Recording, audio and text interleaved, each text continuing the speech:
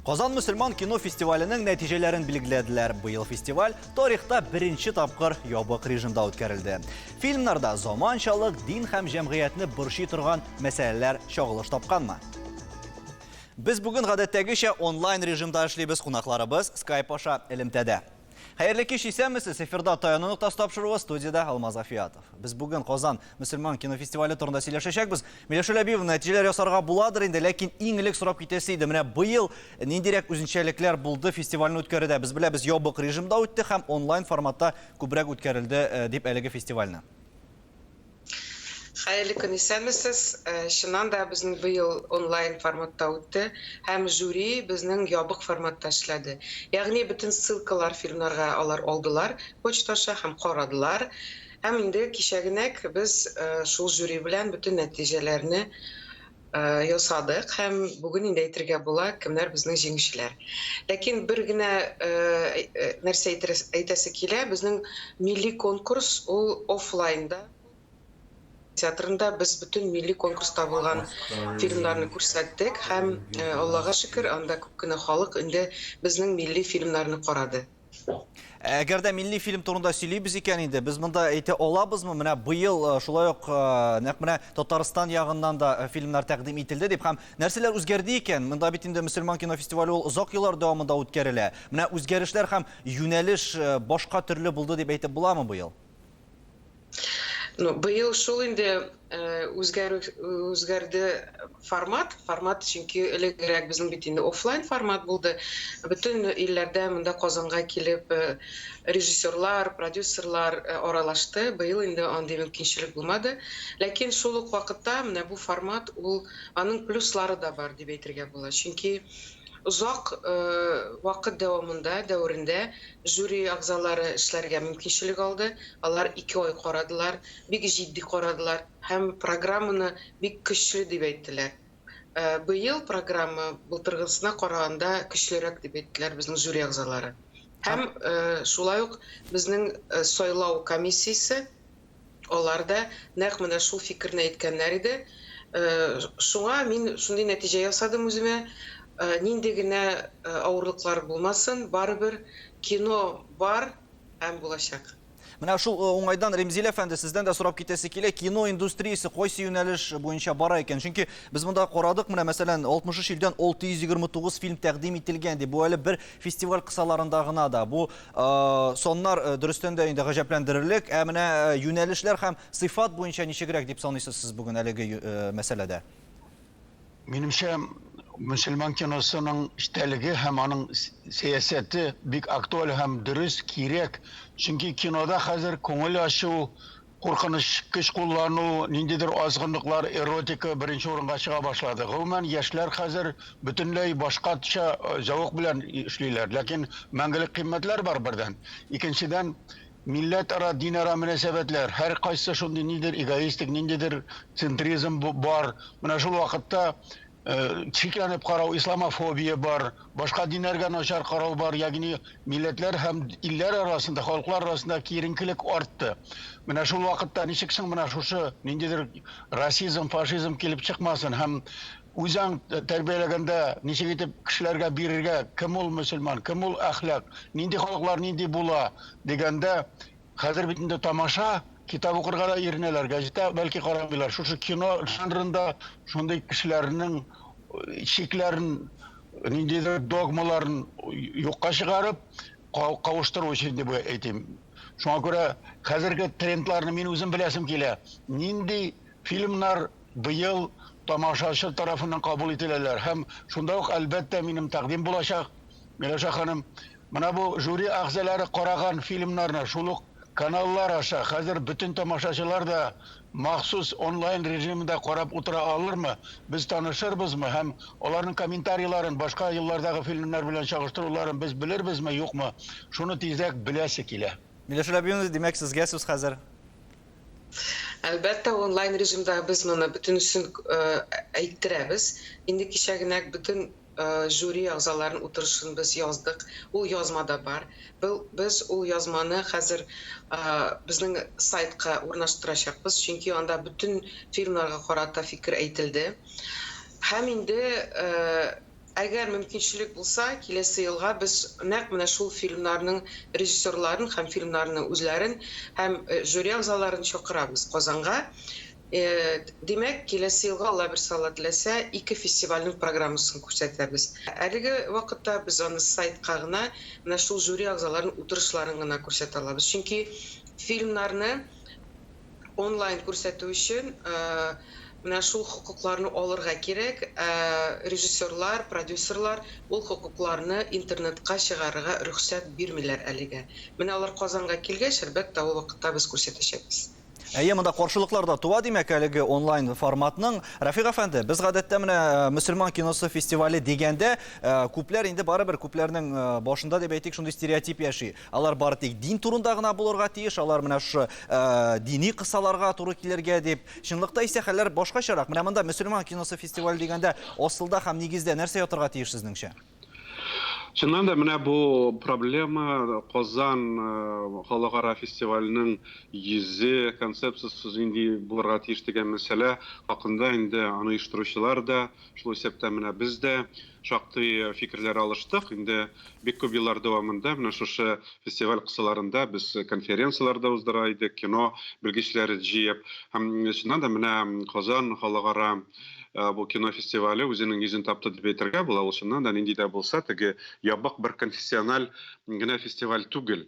Монда инде иң мөһиме анда шулай ук менә мөселман режиссерларының катнашуы, мөселман илләрендә менә шушы кино сәнгатенең үсеш юлларын күрсәтү белән бер рәттән менә Ремзил әфәнде ялгышмасам ул хакта әйтте инде, менә гомум кешелек гуманистик идеялар бүгенге дөньяда алар ничек менә сәнгатьтә яктыртыла, менә фильмнар аша шуны да күрсәтү бик мөһим. Шуңа күрә монда мин менә мөселман киносының йөзе ул нинди дә булса теге бер дини кысаларда гына ятмый, ул мәдәни һәм этник кысаларны үз эченә алырга дип әйтер идем. Мин шуңа күрә биредә инде менә ел саен диярлек мөселман илләреннән түгел Европадан бик күп катнашалар, США-дан инде менә Англиядән һәм башка бик күп илләрдән катнашалар. Һәм аларның кайбер фильмнарда бәлки инде мөселманга кагылышлы сюжетлар да юк, әмма ләкин менә иң мөһиме булган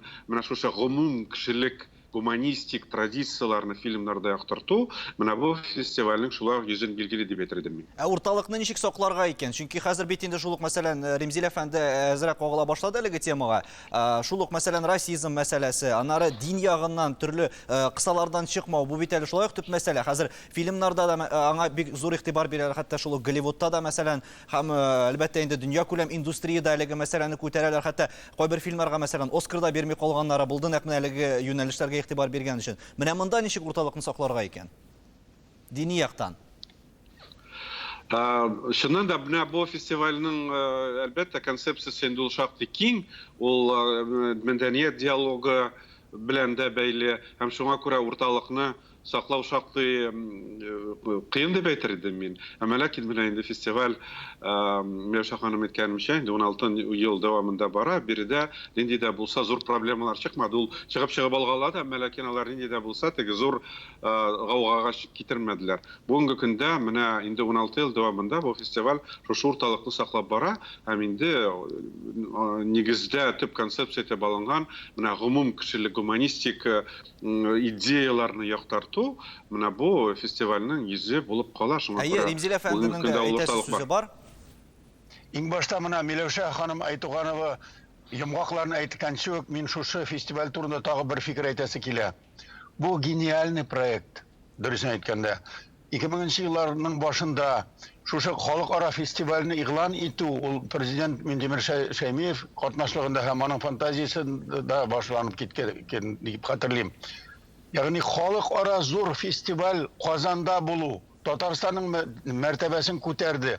Аның Казанда гына башланасын, башка бөтен дөньядан киләсен. Андый менә безнең универсиада булды да инде. Казанның 1000 еллыгы булды һәм шушы фестиваль шул кадәр даһи фикер ул, аны ничек сакларга, аны үзенә тартып алырга теләүчеләр дә булды. Моңа шул кадәр игътибар зур, чөнки дистәләрчә мөселман илләре моңа шаккатып карадылар, чөнки бит din буенча кай вакытта рәсемне күрү, ягъни киноны күрсәтүдә гөнаһ булып саналган урыннарда, карашларда бар. Менә шуңа күрә исемә төшә, 2009 елда без Җиддәдә булган бер күргәзмәгә бардык. Анда ислам илләренә катнашканнар, Россиядән бер самолет барды, бөтен Россиядагы сәүдәгәрләр барды анда. Мәсәлән, Башкортстаннан анда агач, такта алып бардылар. Кемнәрдер техника күрсәттеләр, кемнәрдер приборлар күрсәттеләр. Татарстан алып барды шушы кинофестиваль проектын. Һәм ул иң уңышлы товар булып күренде аларга. Сауд Гарәбистаны исламның оясы бит инде. Алар бик каты карыйлар дин ягыннан. Алар хәтта бик каты сүгенгәннәрен хәтерлим, әрләгәннәрен. Ничек инде сез Израиль фильмын шушы фестивальдә күрсәтеп, аларга бүләкләр дә бирәсез. Бу ярыймыни инде ул мөселман илләрендә еврейләрне күрсәтеп. Чыннан да андый фильм булды. Гарәп егете, мөселман егете, яһуд кызына гашык булып, аның шәһәренә кирип, шундый фаҗигавый һәм лирик әсәр. Ягъни карыйсызмы, монда бит дини әйбер түгел бу.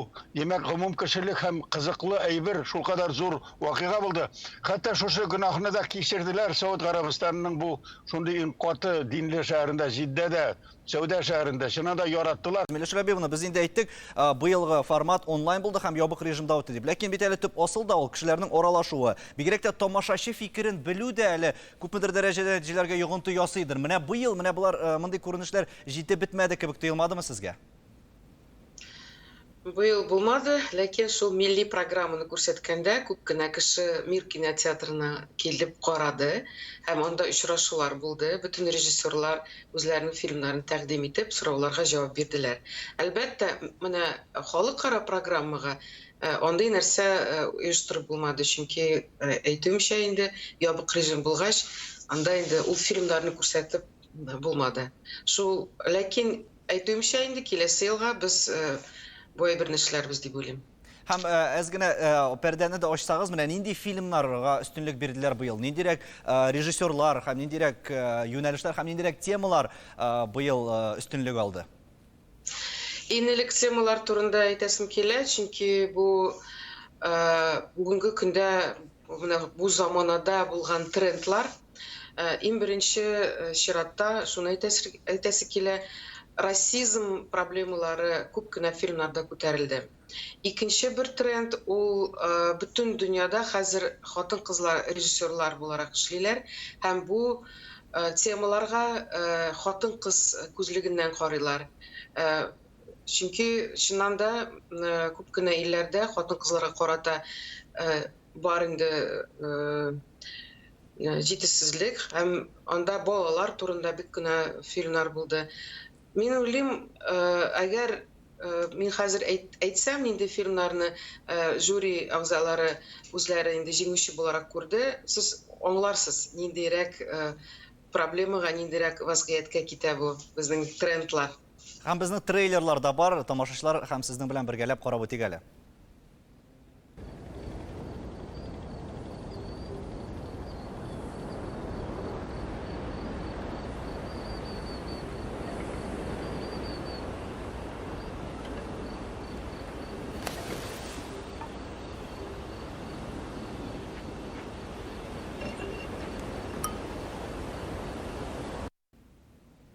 Менә шундый әлләни озын да булмаган, ләкин шул ук вакытта төрле яклап ачыла торган трейлер. Ничек уйлыйсыз, менә бүгенге трендлар дип әйтик, Римзил әфәнде үзгәрдеме икән фильмга кагылышлы? Яшьләр өчен, өлкәннәр өчен, мәсәлән, урта буын вәкилләре өчен ниндирәк фильмнар кызык икән бүген? Нәкъ менә без әлеге фестиваль кысаларын алсак. Әлбәттә, менә быел Америкада булган хәлләр, караларның да әһәмияте бар дигән лозунг белән шундый сугышлар чыкты. Чыннан да бу расизм мул яки җыелып килә рәнҗү. Хатын-кыздан мул, башка асыллык сан милләтләрнең ул шартлап чыга. Ягъни бөтен дөньяда хәзер шундый ниндидер шул инкыйлаб, ниндидер күтәрелеш һәм кискенлек әйбер. Мин уйлыйм, барыбер менә шушы тема алгарак китәдер дип уйлыйм. Һәм аның белән бу әзгенә сәясәт исе дә бар монда. Һәм мөгаен һәркемнең дә черные имеют значение дигән лозунгны мөгаен аны күтәрәләрдер дип уйлыйм. Шул ук вакытта яшьләрне ышкындырмаска иде. Диннәнме, һич югы менә шушы, менә без карадык әле шундый кисәк. Бит тамаша караганда, табигать караганда, кешеләр караганда матур тамаша күргәндә бер инде аңлатма кирәкми. Онытасың сәясәтен дә, илләрен дә, расизмны да онытасың. Чын, саф тормыш бит матур, тормыш кызыклы, бәхет бит дөньяда яшәү. Менә шушы кыйммәтләрне аңлатса, бәлки ул төрле дин вәкилләрен дә берләштерер иде. Һәм тагын бер трейлер карап узыйк, аннары инде алар буенча фикерне уртаклашырбыз.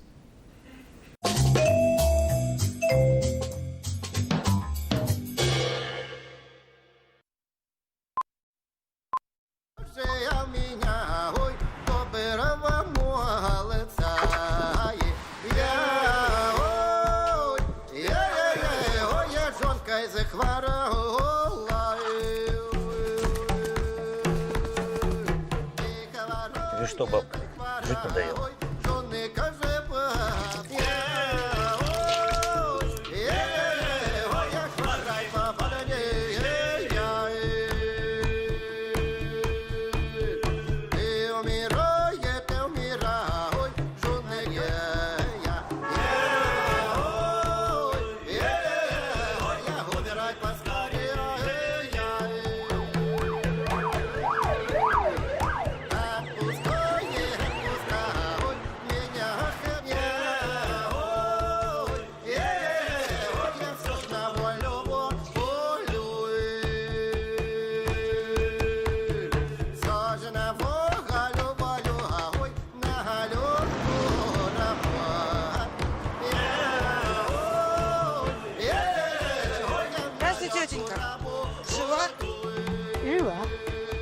Мында төрлечә караш һәм төрлечә фикерләр ята дигән сүз. Миләүшә Рәбиевна, ничек бәяләргә? Монда бит инде барыбер объектив гына бөтенесенә бер калыпка салып кына бәя биреп булмыйдыр. Менә ниндирәк критерийлар һәм буенча бәяләдегез аларны?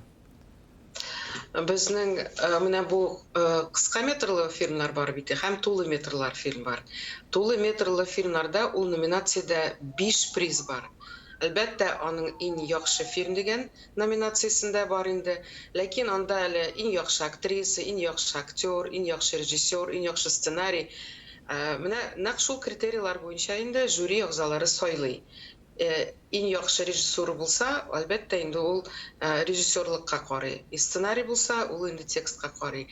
Актерлар булса, әлбәттә инде актерларны бәялиләр. Менә шул инде кыска метрлы һәм документаль фильмнарда анда инде берәр генә приз, һәм инде безнең берничә приз бар безнең милли конкурста. Анда инде әлбәттә иң яхшы милли фильм, иң яхшы милли документаль фильм, иң яхшы кыска метрлы милли фильм һәм балалар өчен. Менә шундый критерийлар. Мин уйлыйм, сезнең сорауга җавап шундый, һәрбер фильмга нәкъ менә шул критерийлар буенча сайлана фильмнар, һәм инде әлбәттә тулайым алганда иң яхшы фильм бар милли конкурста һәм иң яхшы фильм бар тулы метрлы конкурста. Һәм монда бит әле шикләрен дә карарга кирәк. Чөнки мәсәлән, тамашачы йөрсен өчен, карасын өчен резонанс тудырырлык шул ук темаларны, шул ук моментларны күз алдынан ычкындырмаска кирәктер. Рафик әфәнде, менә шул ук вакытта тамашачыга да кызык булсын өчен һәм сез әйткән кешелеклелек сыйфатлары да әлеге фильмнарда югалмаслык итеп сыйфатлы фильм төшереп буламы? Шуннан да була инде, ни булмасын. Бүгенге көндә аның мисаллары бик күп, һәм ул менә кызганыч, бу фестивальдәге күп фильмнарны без карый алмадык инде, иншалла карарга мөмкинлек булар. Бу фестивальдә да алар бардыр дип уйлыйм. Менә әле генә күрсәтелгән бу җиктән дә без күрәбез бит инде. Ул бер караганда инде ислам дөньясына кагылышлы түгел, әмма ләкин шул вакытта ул менә рус халкының традициялары, андагы әхлакый нормаларны, тормышны бик яхшы күрсәтә. Димәк, ул менә мәсәлән без мөселманнар өчен дә кызык бит инде ул. Менә башка халыклар ничек яши, аларның яшәеш рәвеше нинди, алар нинди проблемалар кичерәләр. Алар бөтенесе дә миңа калса бик кызыклы дип уйлыйм мин. Һәм шуңа күрә дә менә ул гомуми теге гуманистик традиция дигән сүз ул инде дә булса лозунглар аша күрсәтү түгел бит инде ул. Чын реаль тормыш аша күрсәтү. Менә алар аша чыннан да бик мөһим проблемаларга чыгарга мөмкин дип уйлыйм мин. Фестиваль традицияләре Миләүшә ханым саклана микән монда? Чөнки бит инде озак еллар дәвамында бара әлеге фестиваль. Мәсәлән, беренчесе белән чагыштырсак, без хәзер үзгәреш сизеләме? Һәм төп менә нигезе шул ук асылы сакланып калдымы? Төп мәгънәсе әлеге фестивальнең. Мен ойлаймын сакланып калды, ләкин хәзерге вакытта менә соңгы 2 елда күп кенә сөйләшүләр бара, форматны үзгәртергә кирәк дип, ниндидер яңалык кертергә кирәк дип. Бәлки ул булыр киләсе елга, ребрендинг турында да сүз бара хәзер. Бәлки чыннан да министрлык тарафыннан да шундый безгә инде максатлар куелган. Бәлки киләсе елга ниндидер үзгәрешләр булыр. Ләкин минем фикерем, үземнең фикерем шундый, кыйбладан чыгарга ярамый. Чөнки бу уникаль фестиваль. Уникаль ул бер кайда да юк. Гомумән алганда, менә безгә килгән режиссерлар күп кенә илләрдән киләләр, алар әйтәләр, мондый фестиваль бер илдә дә юк. Гомумән дөньяда юк. Шуңа күрә моны саклап калырга кирәк. Инде менә сорау биргән идегез тамашачы турында, ничек аларны җәлеп итәргә. Хәзер тагын бер шундый бер тенденция бар. Күп кенә фильмнар шундый авторлык кына түгел, менә тамашачыга якынрак, аларга аңлаешлы итебрәк менә шулай эшлиләр. Ягъни шундый тенденция. Фестивальгә килгән кино ул шул вакытта прокатка да бара торган фильм. Мен уйлыйм, бу яхшы тенденция. Менә әле генә карап үткән фрагмент, ул Юсуп Разыковның Керосин дигән фильм.